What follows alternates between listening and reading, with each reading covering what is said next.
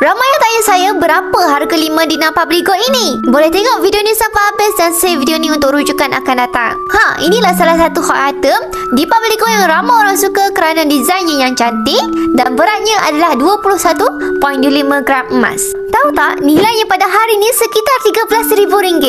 Sewaktu saya lock pada bulan Februari yang lepas, baru berharga RM9,000 lebih. Jadi begitulah emas sesuai dijadikan sebagai simpanan jangka masa panjang.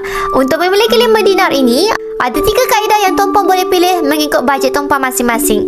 Yang pertama, boleh buat belian terus bagi mereka yang ada bajet besar sekitar RM13,000. Boleh terus dapatkan 5 dinar ini. Yang kedua ialah syariah easy payment purchase, di mana tuan-puan lock harga dan boleh buat bayaran dalam tempoh 6 ataupun 10 bulan mengikut jadual yang telah disediakan. Dan kaedah yang paling mudah dan sesuai untuk semua orang iaitu account mas gap. Kaedah ini tuan-puan boleh menabung sedikit demi sedikit dengan bajet serendah RM100. RM100 pada hari ni tuan-puan akan dapat sekitar 0.16 gram emas. Ada bajet lebih, tuan-puan boleh top up 2 ke 3 gram emas ataupun lebih daripada itu. Konsisten sehingga cukup 21.5 gram dan tuan-puan boleh fizikalkan item 5 dinar ini. Bagi item 5 dinar, kita boleh arahkan sistem untuk pos berinsurans ke rumah.